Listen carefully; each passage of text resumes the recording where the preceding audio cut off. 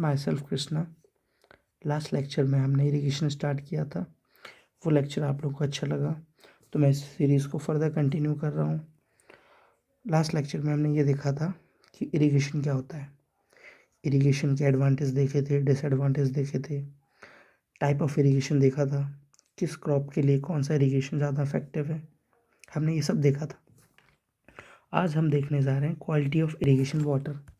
आज हम देख रहे हैं quality of irrigation water. Water की क्वालिटी कैसी होनी चाहिए, ठीक है। वाटर की क्वालिटी में सबसे पहले हम देखते हैं total concentration of soluble salt. Salt की कंसंट्रेशन कितनी होनी चाहिए हमारे पानी में, ये देखना ज़रूरी क्यों है कि सॉल्ट की कंसंट्रेशन कितनी होनी चाहिए। ये हमारा प्लांट है, ये रूट है, ये रूट है, ये ड्राइंग उतनी अच्छी नहीं है। ये हमारा प्लांट है, ये रूट्स है। प्लांट रूट्स के थ्रू पानी ऊपर पहुंचता है, रूट्स के थ्रू पानी इसके ऊपर जाता है और ब्रांचेस वगैरह में पहुंचता है। तो ऑस्मोटिक प्रेशर के कारण जो रूट्स हैं वो पानी प्लांट्स तक पहुंचाती हैं, ऊपर तक पूरी बॉडी तक पहुंचाती है। अब अगर सॉल्ट का कंसंट्रेशन बहुत ज़्यादा हुआ तो ये ऑस्मोटिक एक्टिविटी रिड्यूस हो जाती है, उसकी वजह से पानी ऊपर नहीं पहुंच पाता। ऊपर नहीं पहुंच पाता है तो प्लांट डाई करने लगता है, ठीक है। तो ठीक है, तो सॉल्ट सबसे पहले हम देखेंगे total concentration of soluble salt, ठीक है। तो concentration of soluble salt in irrigation water is classified in term of electrical conductivity, ठीक है। Excessive salt reduce osmotic activity and prevent adequate aeration causing injuries to the plant growth. मैंने आपको पहले बताया है कि प्लांट की रूट्स, प्लांट पानी को एब्जॉर्ब करता है उसकी रूट्स के थ्रू। अब अगर हमारे पानी में सॉल्ट बहुत ज़्यादा होगा तो वो ऑस्मोटिक एक्टिविटी को रिड्यूस कर देगा, ऑस्मोटिक एक्टिविटी को रिड्यूस कर देगा, प्रॉपर एयरेशन ही मिलेगी प्लांट को। इसलिए हमें सॉल्ट की कॉन्सेंट्रेशन को लिमिट रखना है, ठीक है, क्योंकि इसके बैड इफ़ेक्ट बहुत हैं। अब हम पता कैसे करेंगे कि पानी में सॉल्ट की कंसेंट्रेशन कितनी है। हमें पता है सॉल्ट, पानी में सॉल्ट होने की वजह से पानी हमारा एक गुड कंडक्टर ऑफ इलेक्ट्रिसिटी हो जाता है। क्यों? पानी में जो सॉल्ट हैं वो इलेक्ट्रोलाइट्स में टूट जाते हैं और वो कंडक्टिविटी को बढ़ा देते हैं। कहने का मतलब है अगर पानी में सॉल्ट ज़्यादा है तो कंडक्टिविटी ज़्यादा होगी, कम है तो कंडक्टिविटी कम होगी। तो हम पानी की कंडक्टिविटी से सॉल्ट का कंसेंट्रेशन को पता कर सकते हैं। यही लिखा है यहाँ पे, concentration of soluble salt in irrigation water is classified in term of electrical conductivity, ठीक है। अभी तक यही समझ में आया कि हम सॉल्ट की कंसेंट्रेशन इलेक्ट्रिकल कंडक्टिविटी के थ्रू मेज़र करते हैं। हमें ये समझ में आया कि सॉल्ट प्लांट्स के लिए हार्मफुल है, क्यों? ऑस्मोटिक एक्टिविटी को रिड्यूस कर देता है। The bad effect of salt depend upon salt concentration left in the soil. कहने का मतलब है कि जिस जिस जिस सॉइल में हमारा प्लांट ग्रो कर रहा है उसके अंदर कितना सॉल्ट बचा है, ये उसका बैड इफेक्ट बताएगा, ठीक है। और ये फॉर्मूला ज़्यादा आता नहीं है तो इसको छोड़ सकते हैं, तो इसको हम छोड़ सकते हैं। तो सॉल्ट की कंसंट्रेशन अगर 700 से ज़्यादा है, 700 पार्ट पर मिलियन से ज़्यादा है तो सम प्लांट्स के लिए हार्मफुल होगा। वहीं अगर सॉल्ट की कंसंट्रेशन 200 पार्ट पर मिलियन से ज़्यादा है तो सारे क्रॉप्स के लिए हार्मफुल है, सारे क्रॉप्स के लिए हार्मफुल है। तो किसी भी केसेस में सॉल्ट की कंसंट्रेशन 2000 पार्ट पर मिलियन से ज़्यादा नहीं होनी चाहिए। कितने से? 2000 पार्ट पर मिलियन से ज़्यादा नहीं होनी चाहिए, ठीक है। अब हम देखते हैं concentration of salt. Concentration of salt, देखो कंसंट्रेशन ऑफ सॉल्ट को हमने ये देखा कि हमने एक पानी लिया, हमने उसमें चेक किया कि इसके अंदर सॉल्ट का कितना कंसंट्रेशन है। उसके बेसिस पे हम ये डिफ़ाइन करते हैं कि ये पानी किस टाइप ऑफ इरिगेशन के लिए यूज़ हो सकता है। तो हमने क्लासिफाई कर रखा है, हमने एक टेबल बना रखी है, ठीक है। क्या है टेबल? लो क्लासिफिकेशन कर रखा है, low saline, medium saline, high saline और वेरी हाई सलाइन, ठीक है। C1 C2 C3 C4, ठीक है। C1 low saline, C2 medium saline, C3 high saline और C4 वेरी हाई सलाइन, ठीक है। अब लो सलाइन वाटर किसको कहते हैं? लो सलाइन वाटर वो कहलाता है जिसकी इलेक्ट्रिकल कंडक्टिविटी 100 से 250 के बीच में हो। और इसको हम मेज़र किस में करते हैं, ये यूनिट भी इम्पोर्टेंट है, एग्जाम में पूछ लेता है, micro mho per centimetre, micro mho per centimetre. ठीक है, तो अगर हमने एक पानी लिया, उसके अंदर सॉल्ट की कंसंट्रेशन 100 से 250 के बीच में है, तो हम उसको कहेंगे लो सलाइन वाटर। और इस पानी को हम हर टाइप की क्रॉप में यूज़ कर सकते हैं। क्यों? क्योंकि सैलिनिटी कुछ ज़्यादा नहीं। ठीक है, नेक्स्ट है हमारा medium saline water. Medium saline हम कम कहेंगे जब इलेक्ट्रिकल कंडक्टिविटी 250 से 750 के बीच में होगी। जब electrical conductivity in micro mho per centimeter 250 से 750 के बीच में होगी। Can be used if moderate amount of leaching occur. कहने का मतलब ये है कि अगर पानी में सॉल्ट बहुत ज़्यादा है तो हम उसको तब इस्तेमाल कर सकते हैं अगर पानी में सॉल्ट मीडियम सलाइन है। कहने का मतलब है अगर मीडियम सलाइन है, मीडियम सलाइन होने का मतलब है इलेक्ट्रिकल कंडक्टिविटी 250 से 750 के बीच में है, तो हम उस पानी को डायरेक्टली क्रॉप्स में यूज़ नहीं कर सकते, हमें लीचिंग करना होगा। अब लीचिंग क्या है? लीचिंग कुछ नहीं है, लीचिंग में हम क्या करते हैं, फील्ड को पानी से भर देते हैं। जब हम फील्ड को पानी से भर देते हैं तो जो उसके अंदर सॉल्ट होता है सॉइल में, वो पानी में डिज़ोल्व हो जाता है और वो डीप पर्कुलेट कर जाता है सॉइल के अंदर। इसी को कहते हैं लीचिंग। कहने का मतलब ये है कि अगर मीडियम सलाइन वाटर है हमारा तो हमें लीचिंग करनी पड़ेगी पहले, यूज़ करने से पहले फील्ड में। ठीक है, नेक्स्ट है हमारा high saline water. High saline water हमने किसको कहा है? जिसकी इलेक्ट्रिकल कंडक्टिविटी 750 से लेके 2250 के बीच में है। 750 से लेके 2250 के बीच में। ठीक है, अब ये जो पानी है इसको हम कहाँ इस्तेमाल कर सकते हैं? ये पानी हमारे वहाँ इस्तेमाल हो सकता है, उस प्लांट के लिए इस्तेमाल हो सकता है जिसकी सॉल्ट की टॉलरेट करने की लिमिट अच्छी है। ठीक है, normal salt tolerable plant can be grown without much salinity control. कहने का मतलब है अगर कुछ प्लांट ऐसे होते हैं जो थोड़ी सलाइनिटी को टॉलरेट कर लेते हैं, तो वहाँ पे हम इनको डायरेक्टली यूज़ कर सकते हैं। Only high salt tolerable plant can be grown with a specific proportion of major.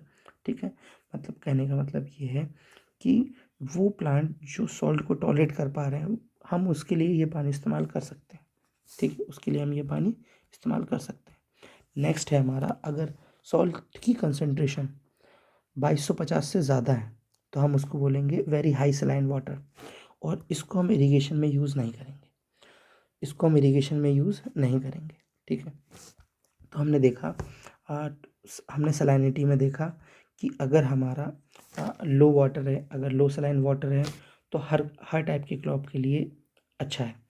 अगर हमारा मीडियम सलाइन वाटर है तो हमें मॉडरेट अमाउंट ऑफ लीचिंग करनी पड़ेगी। वहीं अगर हमारा हाई सलाइन वाटर है तो हम इसको वहाँ इस्तेमाल कर सकते हैं, उन प्लांट्स के लिए इस्तेमाल कर सकते हैं जिनकी कुछ अमाउंट ऑफ सॉल्ट है, जो कुछ हद तक सॉल्ट को टॉलरेट कर सकते हैं। ठीक है, वहीं अगर हमारी सैलिनिटी 2250 से ज़्यादा है माइक्रो महो पर सेंटीमीटर में, तो उसको हम इरिगेशन में यूज़ नहीं करते। ठीक है, नेक्स्ट है हमारा प्रोपोर्शन ऑफ, पहले हमने देखा सॉल्ट, टोटल सॉल्ट्स, अब हम देखते हैं proportion of sodium ion concentration. ठीक है, पानी के अंदर सोडियम आयन की कंसंट्रेशन कितनी होनी चाहिए? ठीक है, तो percentage of sodium ion is less than 5% of total exchangeable cation. Total exchangeable cation का मतलब है हमारे पानी में सोडियम के अलावा भी और भी कैटाइंस होते हैं। ठीक है, जैसे कि Na सोडियम हो गया, कैल्शियम हो गया, मैग्नीशियम हो गया, पोटेशियम हो गया। कौन कौन से हो गए? सोडियम हो गया, कैल्शियम हो गया, मैग्नीशियम हो गया, पोटेशियम हो गया। ठीक है, तो तो the percentage of sodium ion should be less than 5% of total exchangeable cation. कहने का मतलब है जो और कैटाइन है उनमें से जो सोडियम की मात्रा है वो 5% से कम होनी चाहिए। ठीक है, लेकिन इफ़ सोडियम की मात्रा 10% से ज़्यादा है, तो if sodium ion concentration is greater than 10% of total exchangeable cation, then aggregate of soil grain break down and hence soil become less permeable and poor tilt properties of sodium ion concentration available in soil। ठीक है, कहने का मतलब ये है कि अगर sodium की मात्रा, अगर परसेंटेज ऑफ सोडियम आयन की मात्रा टोटल एक्सचेंजेबल कैटायन में से अगर 10% से ज़्यादा है सोडियम की मात्रा, तो ये क्या करेगा, सोडियम क्या करता है, वो एग्रीगेट को ब्रेक कर देता है। जब वो ब्रेक कर देगा तो वो टूट जाएंगे, जब वो टूट जाएंगे तो वो बिखर जाएंगे, बिखर जाएंगे तो वो परमेबिलिटी को रिड्यूस कर देंगे। ठीक है, अब हम सोडियम आयन कंसंट्रेशन को मेज़र किससे करते हैं, तो सोडियम आयन कंसंट्रेशन को हम SAR से मेज़र करते हैं, सोडियम एब्जॉर्प्शन रेशियो। किससे, सोडियम एब्जॉर्प्शन रेशियो, SAR से। ठीक है, SAR represent the sodium hazard of water, ये सोडियम हजार्ड ऑफ वाटर को रिप्रेजेंट करता है। ये फॉर्मूला बहुत इंपॉर्टेंट है, हर एग्जाम में पूछा जाता है सोडियम एब्जॉर्प्शन रेशियो का। तो it is a ratio of sodium divided by under root of average of calcium plus magnesium by 2। ठीक है, average of calcium, it is a ratio of sodium upon under root of calcium plus magnesium by 2। इस फॉर्मूले को याद रखना है। इस फॉर्मूले से ज़्यादा याद रखने से ज़्यादा ये चीज़ ज़रूरी है कि ये जो सोडियम आयन है ये किस में है, किस यूनिट में है। तो ये सोडियम कंसंट्रेशन आयन है, ये मिली इक्विवेलेंट पर लीटर में है। ठीक है, ये जो सोडियम आयन की कंसंट्रेशन है या कैल्शियम आयन की या मैग्नीशियम आयन की, इनकी कंसंट्रेशन जो है वो मिली इक्विवेलेंट पर लीटर में। लेकिन कई बार एग्ज़ाम में ज़रूरी नहीं है मिली इक्विवेलेंट पर लीटर में दे दे।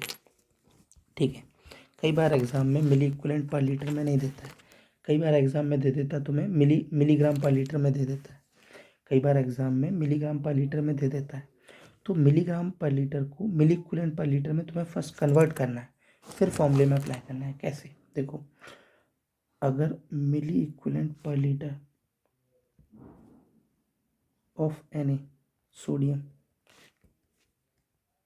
Milligram per litre of any, अगर तुम्हें examiner milligram per litre of sodium दे देता है, तो तुम्हें पता है कि मिलीग्राम को मिली इक्विवेलेंट में कैसे कन्वर्ट करते हैं।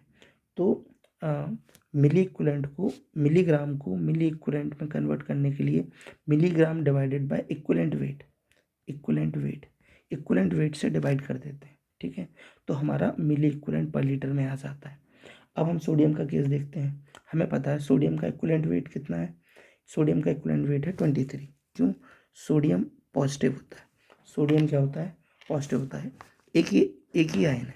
ठीक है, तो सोडियम का 23 डिवाइडेड बाय 1, ये क्या हो गया, इसका इक्विवेलेंट वेट हो गया। ठीक है, तो ये याद रखना है तुम्हें कि अगर तुम्हें मिलीग्राम पर लीटर में दे दे ऑफ सोडियम, तो तुम्हें उसको 23 से डिवाइड कर देना है। ठीक है, किस में कन्वर्ट करने के लिए, milliequivalent per litre of sodium.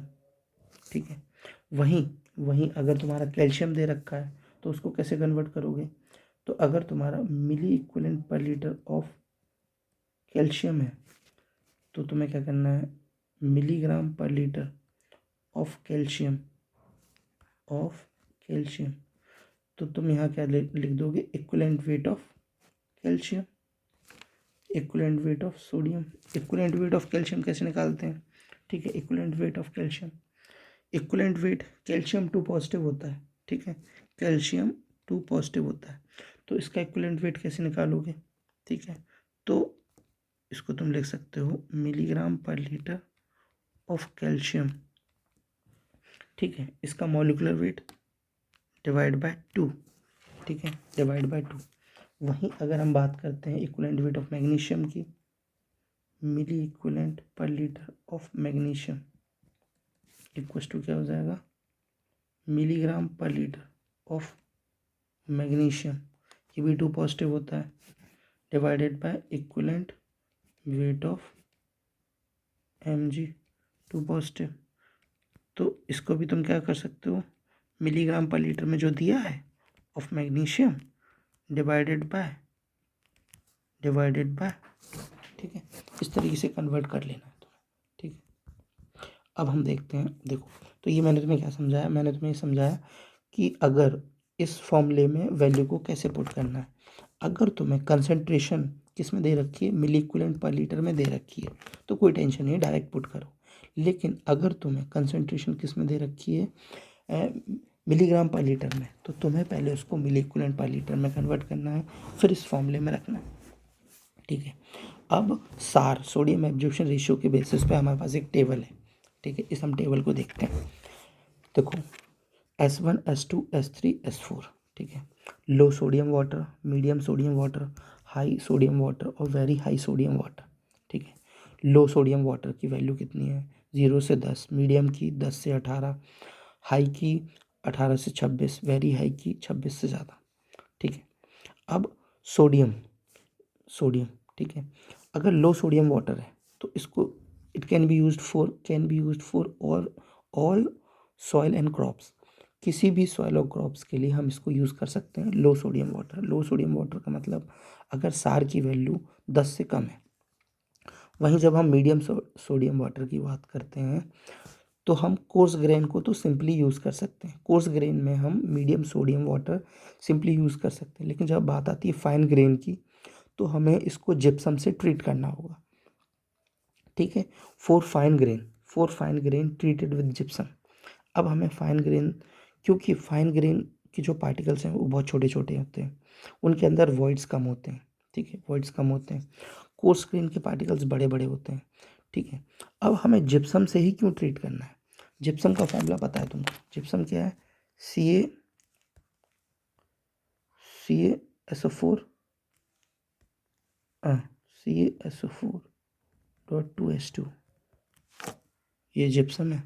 CaSO4.2H2 ये जिप्सम है।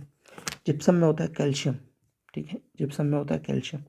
अब कैल्शियम क्या करता है? ये जो सोडियम है, सोडियम को रिप्लेस कर लेता है।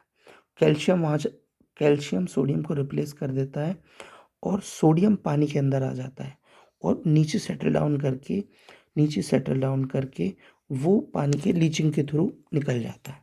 तो कहीं ना कहीं जिप्सम क्या करता है? जिप्सम के अंदर जो कैल्शियम है वो जो सोडियम है उसको रिप्लेस कर देता है और उसकी सैलिनिटी को कम करता है। इसीलिए हम जिप्सम यूज़ करते हैं, किसके लिए? फाइन ग्रेन सेल को ट्रीट करने के लिए। क्यों? क्योंकि उससे वो एक्सचेंज करके सोडियम की वैल्यू कम कर रहा है। वहीं जब हम हाई सोडियम वाटर की बात करते हैं, हाई सोडियम वाटर क्या है? वो वाटर जिसकी सोडियम एब्जॉर्प्शन रेशियो 18 से 26 के बीच में है। अगर 18 से 26 के बीच में है, it is harmful for all type of plants. इसके लिए हम पहले लीचिंग करते हैं, फिर हम यूज़ करते हैं, ठीक है। और अगर हमारा वेरी हाई सोडियम वाटर है, वेरी हाई सोडियम मतलब सोडियम एब्जॉर्प्शन रेशियो 26 से ज़्यादा है, तो हम इसको इरिगेशन के पर्पज़ के लिए यूज़ नहीं करते हैं। तो इसको याद रखना है S1 S2 S3 S4, 0 से 10, 10 से 18, 18 से 26, 26 से ज़्यादा, ठीक है। SAR value can be reduce by adding gypsum to water, ठीक है। अब मैंने बता ही दिया, समझा दिया तुम्हें कि सार वैल्यू सोडियम एब्जॉर्प्शन रेशियो को हम रिड्यूस कर सकते हैं। कैसे रिड्यूस कर सकते हैं? हम रिड्यूस कर सकते हैं किसकी मदद से? इसकी मदद से, जिप्सम की मदद से, ठीक है। चलो अब हम देखते हैं आगे, ठीक है। अब हम क्या देखते हैं? अब हम देखते हैं पीएच वैल्यू। सबसे पहले हमने देखा क्या? क्वालिटी ऑफ इरिगेशन वाटर के लिए हमने सबसे पहले क्या चीज़ देखी? Total concentration of soluble salt. Next हमने देखा proportion of sodium ion concentration. अब हम देखने जा रहे हैं पीएच कंसंट्रेशन, ठीक है। अब तुम्हें पता ही है ड्रिंकिंग वाटर का पीएच कितना होना चाहिए? 6.5 से 8.5। यही पीएच हम हर जगह यूज़ करते हैं। और कहीं भी किसी भी एग्ज़ाम में अगर तुम्हें वाटर का पीएच पूछ ले रहा है, पानी पीने के लिए, नहाने धोने, जिस भी चीज़ के लिए, तो 6.5 से 8.5 तक तुम इस्तेमाल कर सकते हो, ठीक है, क्योंकि ये नॉर्मल रेंज है। अब हम देखते हैं क्लासिफिकेशन ऑफ सलाइन और एल्कलाइन सॉइल। अब हम ये देखते हैं कि पीएच हमारा कैसे वेरी करता है अगर हमारी सॉइल सलाइन है, अगर हमारी सॉइल एल्कलाइन है। उससे पहले हम एक्सचेंजेबल सोडियम परसेंटेज देख लेते हैं, ठीक है। इससे पहले हम देखते हैं एक्सचेंजेबल सोडियम रेशियो। अब एक्सचेंजेबल सोडियम रेशियो क्या है? ESR is a ratio of sodium ion divided by calcium magnesium potassium, ठीक है। मतलब जो टोटल हमारे पास जो एक्सचेंजेबल आयन है उस टोटल में से सोडियम का कितना प्रोपोर्शन है, ये हमें बताता है exchangeable sodium ratio, ESR। ESR हमें ये बताता है कि टोटल जो एक्सचेंजेबल आयन है उसमें सोडियम का रेशियो, सोडियम का प्रोपोर्शन कितना है। अब हमने ESR निकाल दिया, ESR निकाल लिया, एक्सचेंजेबल सोडियम रेशियो। अब हम निकालते हैं एक्सचेंजेबल सोडियम परसेंटेज। कैसे? ESR upon 1 plus ESR into 100। अब एक्सचेंजेबल सोडियम परसेंटेज को हम इस टेबल में यूज़ करेंगे। ठीक है, तो ठीक है। अब EC क्या है हमारा? इलेक्ट्रिकल कंडक्टिविटी, हमें पता ही है, micro mho per centimetre. Exchangeable sodium percentage क्या है? एक्सचेंजेबल सोडियम परसेंटेज हमने ESR से निकाला। ठीक है, ESR हमने कैसे निकाला वो मैंने तुम्हें बता दिया। ठीक है, अब हम देखते हैं अलग अलग सॉइल का pH क्या है। सबसे पहले देखते हैं हम सलाइन सॉइल। सलाइन सॉइल को ही हम वाइट एल्कली बोलते हैं। इसी को ही हम एक एग्जाम में मैंने देखा था, सोलनचक सॉइल किसको कहते हैं? तो सोलनचक सॉइल भी सलाइन सॉइल को ही बोलते हैं। ठीक है, अब सलाइन सॉइल और वाइट एल्कली है, तो देखो सबसे पहले हम ये देखेंगे सलाइन सॉइल, इसी को ही हम वाइट एल्कली बोलते हैं, इसी को ही हम सोलनचक सॉइल बोलते हैं। ठीक है, तो ये जो सलाइन सॉइल है इसके अंदर जो सॉल्ट की कंसंट्रेशन होती है वो NaCl होता है ज़्यादा मात्रा में। क्या होता है? NaCl। वहीं हम दूसरे टाइप की सॉइल देखते हैं जिसको हम बोलते हैं एल्कली सॉइल। इसको हम नॉन सलाइन सॉइल भी बोलते हैं। इसको हम सोडिक सॉइल भी बोलते हैं, सोडिक सॉइल। इसको हम ब्लैक एल्कली भी बोलते हैं, इसको हम ब्लैक एल्कली भी बोलते हैं। ठीक है, ABS से याद रख सकते हो, alkali, black alkali, sodic, ABS। अब जो एल्कली सॉइल है और जो ब्लैक एल्कली सॉइल है और जो सोडिक सॉइल है उसके अंदर कौन सा सॉल्ट होता है? उसके अंदर होता है Na2CO3।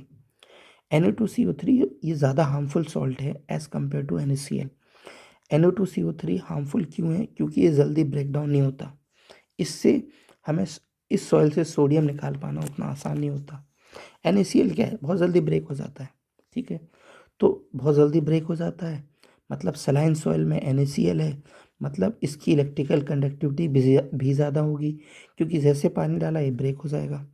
वहीं जब हम एल्कली सॉइल की बात करते हैं, वहीं जब हम सोडिक सॉइल और ब्लैक एल्कली की बात करते हैं, तो इसके अंदर क्या है? इसके अंदर Na2CO3 है, इसकी इलेक्ट्रिकल कंडक्टिविटी कम निकल के आएगी। देखो हमने देखा इसकी जो इलेक्ट्रिकल कंडक्टिविटी है वो 4000 से कम है, इसकी जो इलेक्ट्रिकल कंडक्टिविटी है वो 4000 से कम है। ठीक है, और वहीं सलाइन सॉइल की इलेक्ट्रिकल कंडक्टिविटी 4000 से ज़्यादा है। क्यों? क्योंकि NaCl है इसमें मेजर प्रोपोर्शन, ईजिली ब्रेकअप हो ईजिली जो है वो ब्रेक डाउन हो जाता है। वहीं थर्ड सॉइल है हमारा मिक्सचर सलाइन और एल्कलाइन का। ठीक है, सलाइन एल्कलाइन का जो मिक्सचर है तो ये इलेक्ट्रिकल कंडक्टिविटी को फिर से बढ़ा देगा। तो सलाइन सॉइल की इलेक्ट्रिकल कंडक्टिविटी 4000 से ज़्यादा होती है, वहीं एल्कली सॉइल की 4000 से कम होती है। वहीं दोनों दोनों अगर सॉइल हैं सलाइन एल्कलाइन तो भी 4000 से ज़्यादा होती है, याद रखिए। नेक्स्ट हम देखते हैं exchangeable sodium percentage. Exchangeable sodium percentage मतलब कितना सोडियम हम जल्दी एक्सचेंज कर पा रहे हैं। ठीक है, एक्सचेंजेबल सोडियम परसेंटेज। अब सोडियम देखो, एक्सचेंजेबल सोडियम परसेंटेज एल्कली में ज़्यादा होता है, 15 से ज़्यादा होता है सोडियम। ये सोडियम पानी में क्या होता है? मिक्सअप हो जाता है, तो इसमें सोडियम आयन की कंसंट्रेशन कम है, तो इसमें एक्सचेंजेबल सोडियम परसेंटेज कितना है? इसका 15 से कम है, इसका 15 से ज़्यादा है, इसका 15 से ज़्यादा है। इसको ना भी याद रखो तो ये इंपॉर्टेंट है। pH, सलाइन सॉइल की pH 8.5 से कम होती है, वहीं एल्कली सॉइल की pH 8.5 से 10 के बीच में होती है। ठीक है, अब मैंने इसको कैसे याद कर रखा है? इसको सिंपली आप नॉर्मल तरीके से याद कर सकते हैं, रट सकते हैं डायरेक्ट, नहीं तो ठीक है।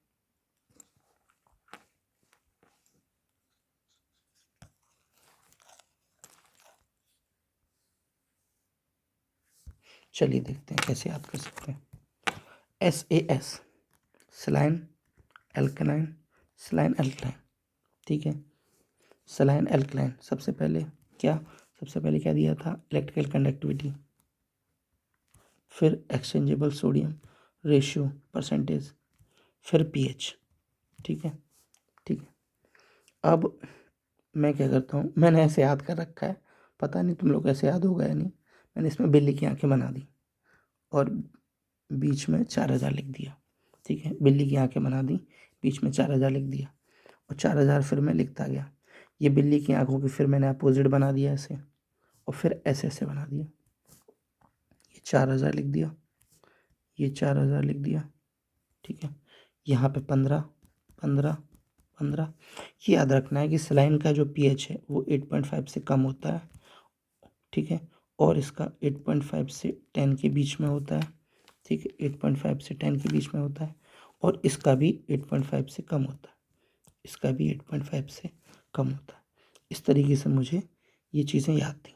ठीक है, तुम भी ऐसे याद कर सकते हो, बाकी डायरेक्ट याद कर सकते हो। मैंने तुम्हें लॉजिक बता दिया है सिंपल सा। ठीक है, नेक्स्ट हम देखते हैं बोरोन कंटेंट। नेक्स्ट हम देखते हैं बोरोन कंटेंट।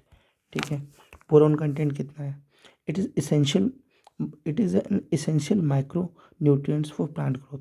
बोरोन हमारे प्लांट ग्रोथ के लिए एक इम्पोर्टेंट माइक्रो न्यूट्रिएंट है, प्लांट की ग्रोथ के लिए भी ज़रूरी है। तो अगर बोरोन की मात्रा 3 से कम है तो नॉर्मल है, 3 से 4 है तो लो है, मीडियम है 4.5, हाई वेरी हाई है 5 से 10 के बीच में, 5 से 10 के बीच में वेरी हाई, 5 से 10 के बीच में वेरी हाई। तो नॉर्मल रेंज तुम्हें याद रखनी है, 3 से कम नॉर्मल। ठीक है, तो बोरोन, बोरोन का सिंपल ये याद रखो कि बोरोन की मात्रा 3 से कम होनी चाहिए नॉर्मल रेंज के लिए। बाकी मैंने इसमें एक एक्स्ट्रा पॉइंट लिख रखा है कि C1S1 is best combination quality for irrigation. C1 और S1 तो बेस्ट क्वालिटी होगी, क्यों होगी?